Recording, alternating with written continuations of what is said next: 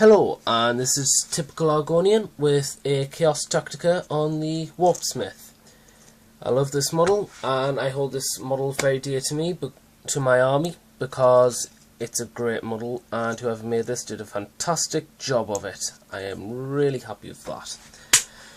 So, I want to be using a Warpsmith for tournaments, and I don't usually see them in tournament lists. And I don't see why not, really, because they are really good when you put it down to it. Yes, I can understand they are a point sink because 110 points for toughness 4, no invulnerable save and no eternal warrior, so that means he can be instant death by a crack grenade shot from a rocket launcher. So, how do we resolve these problems? Well, we give it Aura of Dark Glory and Mark of Tzeentch, 4+ invulnerable there. So you've got decent invulnerable save. It's got an initiative penalty, which is the Power Axe, makes it initiative 1 or unwieldy, can't remember which rule. And it's +1 strength, and AP 2 as well. He also has Mecha Tendrils, which is 2 attacks extra. Sorry about that. And therefore, he can hold his own in combat. You don't really want to be playing him aggressively, because once you start playing them aggressively, that's when you'll see most instant deaths happening. What I usually use my Warpsmith for is a support role. What I've usually found out he's good with is the Aegis defense line and a quad gun. As we see here, the quad gun. Why? Because it's ballistic skill 5. That means it's 2+ to hit, and it's twin linked as well. It's interceptor and it's skyfire. So therefore you'll be firing non-ballistic skill at flyers, and it also will be shooting at reserves. Not just flyers, reserves. So you can shoot down Terminators and the like. But this is a great tactic, because if your opponent has a flyer, you're guaranteed to take that flyer out, unless it has like a high armor value of armor 13 or 14. But the problem we have here is your Warpsmith will get sniped. This can be easily resolved with the addition of autogun cultists.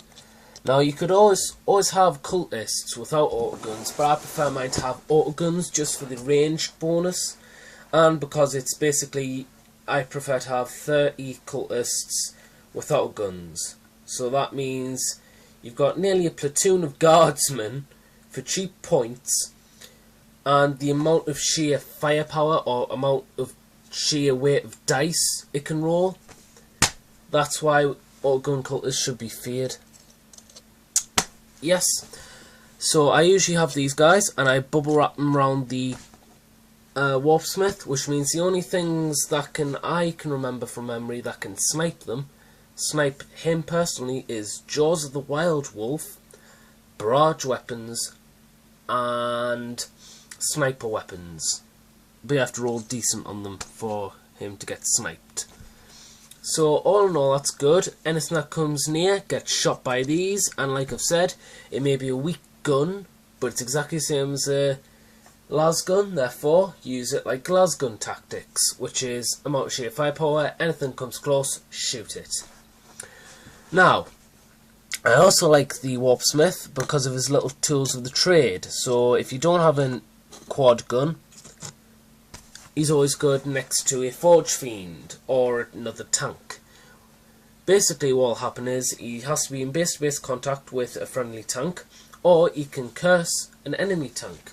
And this role is called Master of Mechanisms, which basically, to repair a tank, you have to roll a 5 or a 6, but because every Warpsmith has Mecha Tendrils standard, it's a 4+, 4, 5 or 6. So, what happens when you roll this and you pass? Well, you can repair a hull point, a weapon destroyed, or immobilized result, which is always good and always great. So, stick him next to a Forge Fiend. Imagine that Forge Fiend getting penetrated with a las cannon, and it's immobilized. And it's also got a hull point taken off it because it penetrated. So, you're going to repair it, you roll, you pass, you always repair the immobilized result or whatever it has. Why? On a Forge Fiend, because the Forge Fiend has the it will not die rule, which means in its shooting phase, or at the end of its shooting phase, you just roll a 5 or a 6. If you roll that, which is quite likely now, when I'm not talking theoretical math hammer, I'm actually just talking when you actually roll the dice. Wham! Usually, for me, most of the time, you get 5 or 6, which means it's restored a whole point. So it's lost a whole point, which leaves on a 2, and you've just regained it without having to sacrifice any bonus penalties from this guy. Now, cursing a vehicle, which is always a nice one. Imagine this guy's on the run from a Land Raider, let's just say. A Land Raider, Redeemer, or Crusader. All you have to do is say in your shooting phase, I curse this vehicle, roll your ballistic skill. If you roll a 2 or more to hit, but it's not classed as a shooting attack, so from what I've gained, you may want to correct me, but from what I read, you don't need line of sight. However, I'm not too sure on this, so don't hate me on that. This is how I've perceived it. If you want to correct me, please, there's the comments. Well, so you curse a vehicle, you roll 2 or more, you've passed. Every weapon that vehicle has got Gets Hot. Now, preferably, you want this vehicle to have lots and lots and lots of firepower. So this is why I mentioned the Land Raiders, because these are good examples. The Redeemer has an assault cannon and 2 Hellstorm cannons, I think. The massive flame templates. Basically, you've got the assault cannon, 4 dice, you roll 1s, he loses whole points. Unless it's twin-linked, well, it is twin-linked, so he has to roll very unlucky. And then you've got the Hellstorm cannons, which he is forced to roll a dice, which he doesn't really usually have to, which is always a good bonus. Then you've got the Land Raider Crusader, which is absolutely lovely, because I think that's got a twin-linked heavy bolter or twin-linked assault cannon. I'm not sure which one, but still, if it rolls unlucky, which is a nice bonus. But then it's got also its 3 twin-linked bolt guns per sponson, so that's 2, 4, 6 shots rapid fire, another 6 shots per sponson, 12 dice. So he's going to be rolling 1s. Well, he's going to roll a few 1s, so you've essentially damaged it without ever having to hit it with a las cannon, which is, it's a fantastic deal, really. It really is. Obviously, you can't fire his stuff. War gear that you give it. Well, I give my Warpsmith here Burning Brand of Scarthax, because I want to run Lords, but I haven't had the chance to. I don't know why. I think it's just because the way I want me Lords, I want a unit of 5 Warp Talons plus him with a Demon Weapon, Black Mace, and wings, so everything charges, everything cuts things up. But anyway, back to this guy. Yes, Burning Brand Skullthrax, it's a torrent weapon, strength 4, AP 3, ignores cover because it's a flamer template. Brilliant. Stick that well placed in unit of hordes. That unit of hordes is going to take heavy casualties. Stick that with a few marine units. That marine unit has got officially heavy casualties.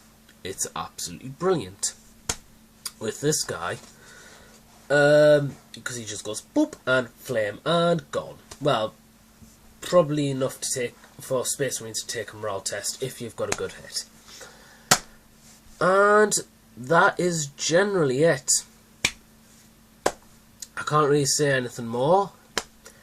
Thank you for watching, and on a few notes before I go, I've seen my channel video views, and last time I checked it was 803 video views, and that to me is a big step. I was thinking, fair enough, I'll get 200, 240, 803. So I want to thank everyone who have watched my videos. I thank everyone for doing that. I'm very grateful for that. I thank people who've given me constructive criticism.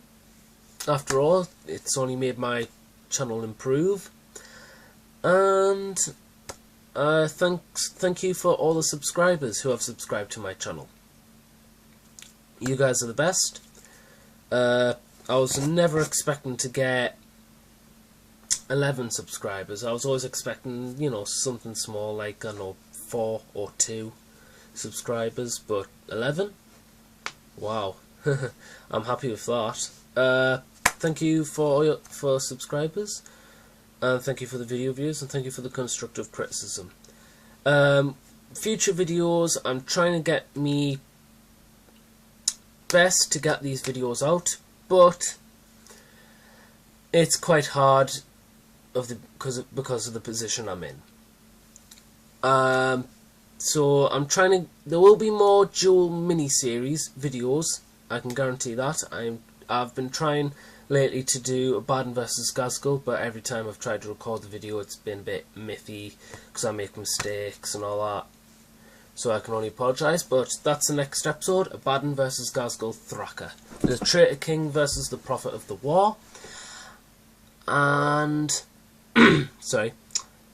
Thank you for subscribing. If you enjoy my videos, please like and subscribe. If there's anything I should add, which I am trying to add more battle reports, I'm trying my best.